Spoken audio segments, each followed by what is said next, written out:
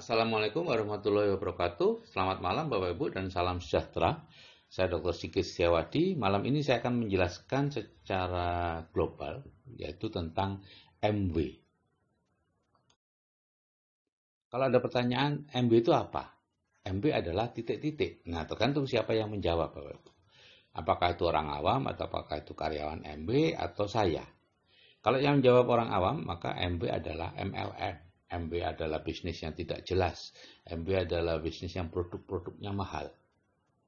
Kalau karyawan MW yang menjawab, maka MW adalah sebuah produsen produk-produk health, beauty, perawatan tubuh, perawatan rumah yang berkualitas. Kalau Anda menanyakan kepada saya, apakah MW itu? MW adalah freedom, MW adalah family, MW adalah hope, MW adalah reward. Saya sudah 14 tahun freedom Bapak Ibu, ya, tidak perlu mencari uang lagi sehingga saya bisa kumpul dengan keluarga dan saya punya keluarga baru yaitu di MW dan saya bisa memberikan harapan kepada orang-orang lain untuk bisa seperti saya dengan melalui jalan MW. Itu adalah MW bagi saya. Nah, tapi faktanya di lapangan seperti ini Bapak Ibu, ya. Orang awamnya itu jauh lebih banyak daripada IPO maupun karyawan MW, ya. Ditambah lagi MW itu kan disebarkan lewat mulut ya, dari mulut ke mulut ya, viral distribution. Tidak ada Bapak Ibu melihat ada MW talk show di televisi cerita tentang MW dan lain-lain, tidak ada. Sehingga akhirnya yang ada di lapangan adalah MW yang menurut orang awam tadi, yaitu MLM, bisnis yang tidak jelas, produk yang mahal. Sedangkan MW menurut para IPO maupun karyawan MW, freedom, hope, produsen health and beauty yang berkualitas, itu nyaris tidak terdengar, kecuali di lingkungan mereka sendiri. Nah, pengalaman saya dengan MW itu lengkap Bapak Ibu, ya. Yang pertama adalah tahun 9, akhir 93 atau awal 94 ya. Pada waktu itu ada seorang istri dari staf rumah sakit datang ke rumah, besuk anak saya yang baru lahir dan menawarkan sebuah produk sabun ajaib. Sabun yang tidak perlu ngujak ya, tidak perlu apa itu ya? Iya, ngujak ya. Dan butuh air cuma sedikit. Nah, yaitu SA8. Nah, kami membeli karena memang kami membutuhkan dan juga kasihan. Nah, tapi kemudian beliau menawarkan bisnis, Bapak Ibu, yaitu bisnis MW, bisnis yang bawa sabun ke rumah orang tadi. Saya tersinggung, Bapak Ibu.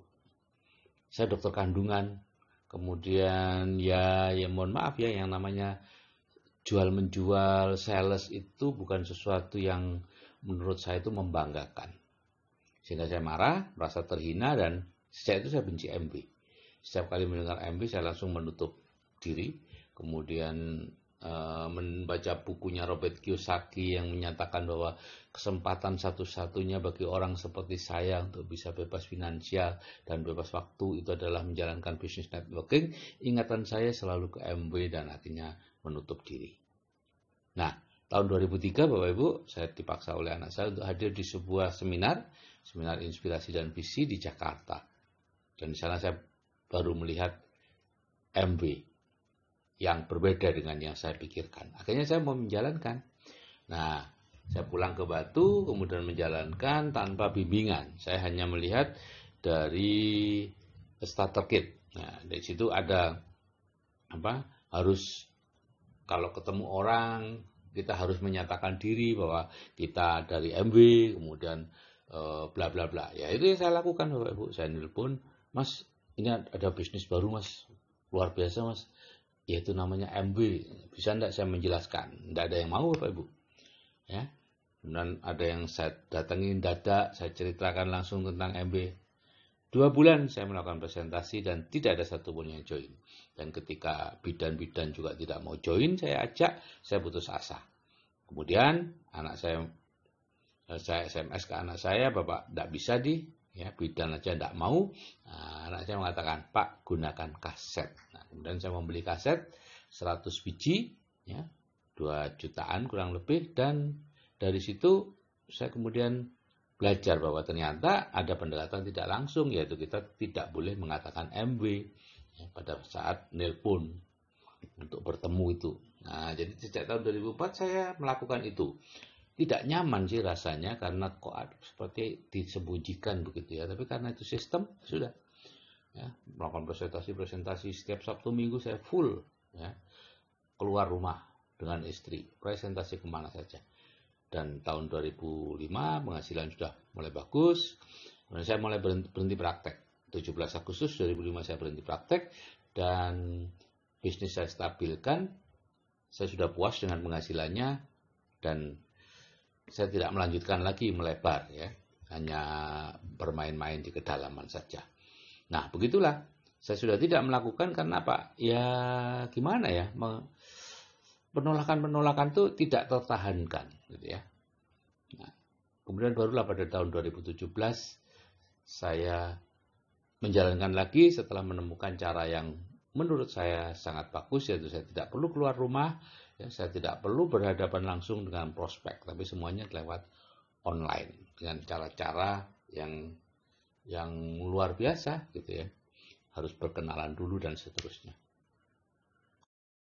Nah, sekarang apa landasan ilmiahnya? Kenapa banyak orang tidak suka dengan MB? Kenapa banyak orang yang gagal menjalankan MB? Saya beruntung Bapak Ibu, di awal-awal saya menjalankan MB, saya bisa membaca buku Zero Resistance Selling dan Psycho-Cybernetic dari Maxwell Maltz. Di situ dikatakan bahwa setiap orang itu memiliki yang namanya takaran rezeki atau plafon rezeki. Dan bagaimana cara mereka memandang sebuah bisnis itu tergantung takaran rezekinya. Kalau takaran rezekinya kecil, misalnya 3 juta, 4 juta, maka bisnis-bisnis yang menghasilkan sekian itulah yang membuat dia nyaman untuk mengerjakan. Nah, takaran rezeki seseorang adalah rata-rata dari rezeki 5 sampai 10 orang yang paling mempengaruhinya. Ya, orang yang setiap hari bergaul dengan dia dan dia ingin orang itu cocok dengan dia.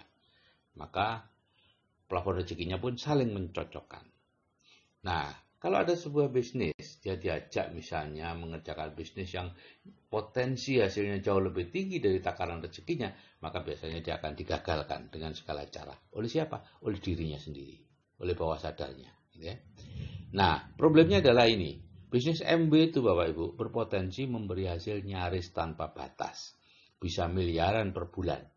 Ya. Sehingga kalau Anda nekat mengerjakan tanpa menaikkan plafon rezeki Anda, akan terjadi sabotase dari dalam diri Anda. Ya, awalnya mau ikut karena senang, keren nih, ada bisnis menarik nih. Tapi begitu Anda mulai mengerjakan semudah apapun, tetap akan ditarik di bawah. Gagal sedikit, ya kan, tidak pantas, terus-menerus seperti itu.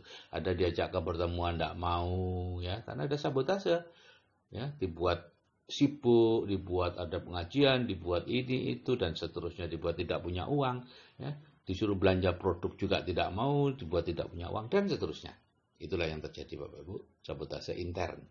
Jadi untuk bisa berhasil, Maxwell Maltz mengatakan plafon rezekinya harus dinaikkan dulu, ya, dengan cara yang namanya teater pikiran, ya, dan itulah yang kemudian saya jadikan audio yang dulu disebut audio terapi bawah sadar, tapi sekarang disebut audio relaksasi.